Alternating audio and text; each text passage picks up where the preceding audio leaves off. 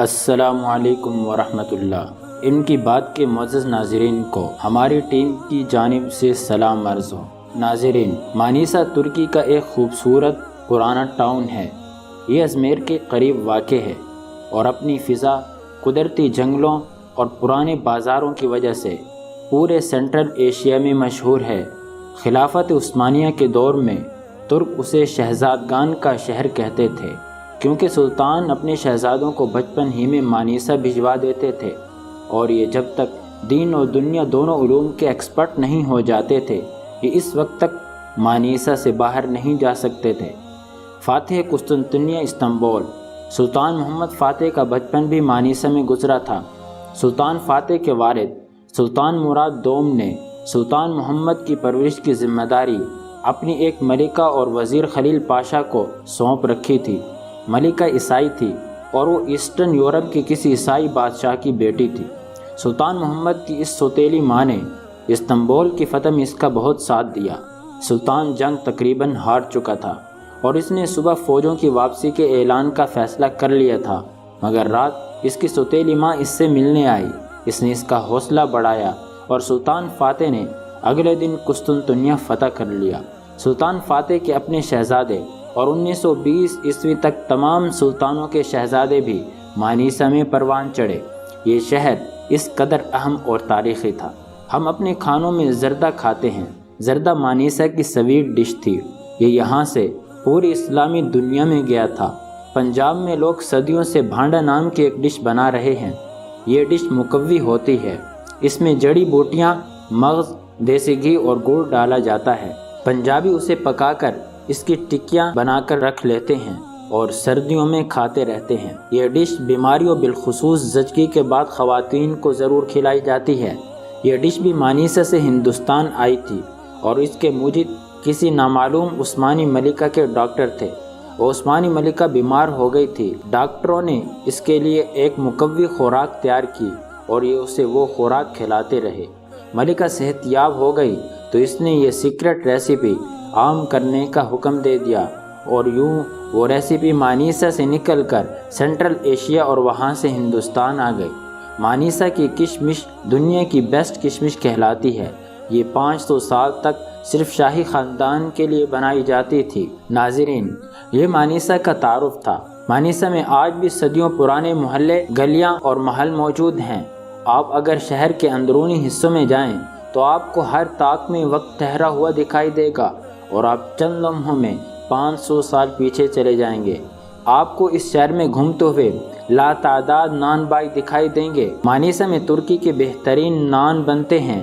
یہ ڈبل روٹی کی طرح پھولے ہوئے ہوتے ہیں اور لوگ انہیں زیتون کے تیل یا لسی میں ڈبو کر کھا لیتے ہیں یا پھر قہوے کے ساتھ نگل لیتے ہیں۔ نان شہر کے تمام خاندانوں کی خوراک ہیں۔ ترکی سمیت سینٹرل ایشیا کے زیادہ تر ملکوں میں روٹی گھر پر نہیں بنائی جاتی۔ لوگ تنوروں یا نان بائیوں سے روٹی خریدتے ہیں، جبکہ گھروں میں صرف سالن بنتے ہیں۔ افغانستان تک روٹیاں تنور سے لی جاتی ہیں، صرف ہم لوگ گھروں میں روٹی پکاتے ہیں۔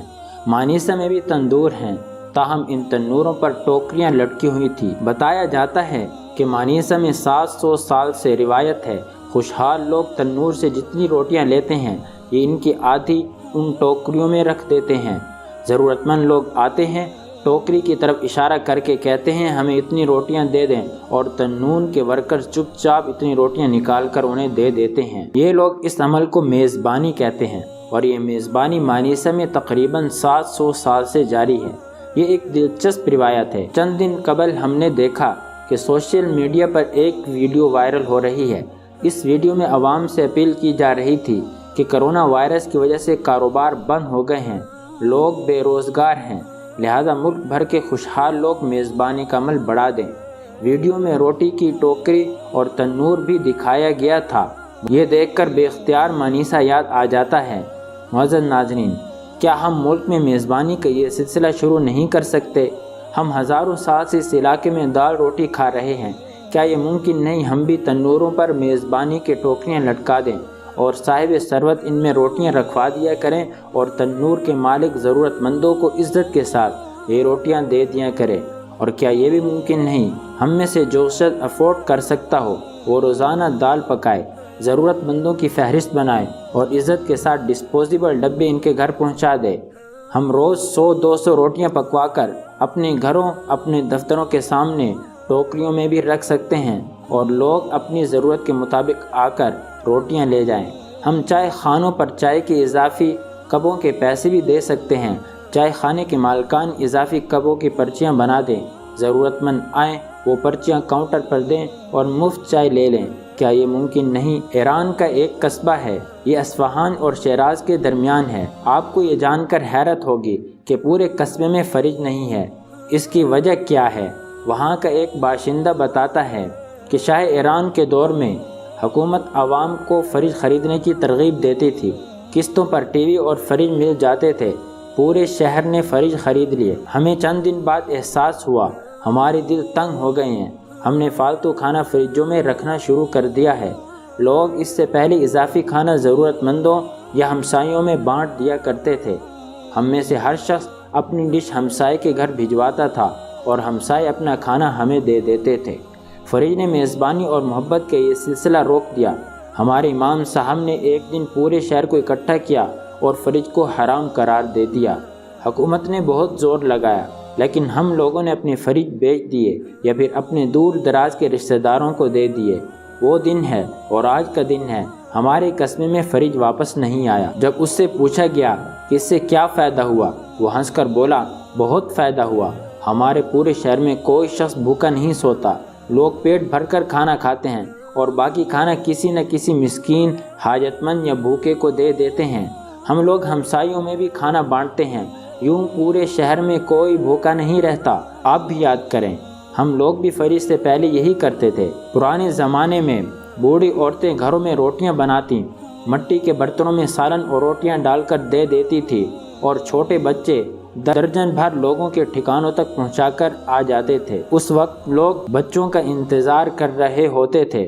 لوگ اس زمانے میں مزدوروں اور مہمانوں کو جا کر کہتے تھے کہ آپ نے کھانے کا بندوبست نہیں کرنا، آپ جب تک یہاں ہیں آپ کا کھانا ہمارے گھر سے آئے گا، اور وہ کھانا بچے پہنچایا کرتے تھے۔ لیکن پھر فریج آ گئے اور ان کے آتے ہی دل چھوٹے ہو گئے۔ لوگوں نے 2 نوالے بھی فریجوں میں رکھنا شروع کر دیے۔ ڈیپ فریزر آیا تو قربانیوں کا گوشت بھی رضائیاں بن گیا۔ لوگ یہ بھی 4 ماہ محفوظ رکھنے لگے۔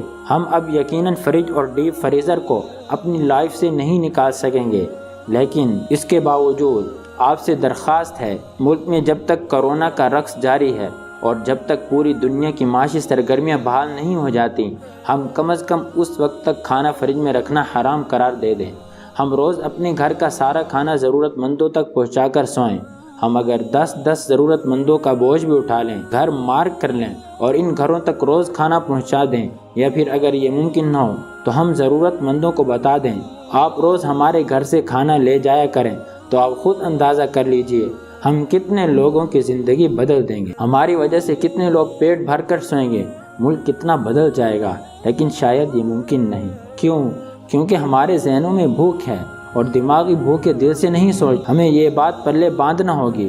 2020 ء تاریخ کا بدترین سال ثابت ہوگا۔ دنیا اس سال نہیں کھل سکے گی۔ معیشت کو بھی بحال ہوتے ہوتے وقت لگے گا۔ ہمارے 5 کروڑ لوگ خط غربت سے نیچے زندگی گزار رہے ہیں۔ 1,85,00,000 لوگ چند ماہ میں بے روزگار ہو جائیں گے، اور ہم نے اگر اپنی حماقتیں اور ضد جاری رکھی تو ہمارے ملک کے کم از کم 10 لاکھ لوگ کرونا کا شکار ہو جائیں گے۔ 5-7 لاکھ لوگ تو اس وقت بھی مریض ہیں، ہم بس انہیں ٹیسٹ نہیں کر رہے۔ حالات مزید سنگین ہو سکتے ہیں اور ہم اس وقت تک ان حالات کا مقابلہ نہیں کر سکتے جب تک ہم ایک دوسرے کی مدد نہیں کرتے۔ لہذا آج ہی سے عادت بنا لیں۔ آپ یہ طے کر لیں، ہمارے دائیں بائیں کوئی شخص کم از کم بھوکا نہیں سوئے گا۔ آپ یقین کریں، ہم نے اگر یہ بھی کر لیا تو ہم کامیاب ہو جائیں گے، ہم کمال کر دیں گے۔ ناظرین، اگر آپ کو یہ ویڈیو پسند آئی ہے تو اسے لائک کر کے دوستوں کے ساتھ شیئر کریں۔ ہمارے چینل کو سبسکرائب کر کے ساتھ والے بیل آئیکن پر لازمی کلک کریں تاکہ آپ کو علمی، ادبی اور تاریخی ویڈیو وقت پر مل سکیں۔ اللہ نگہبان۔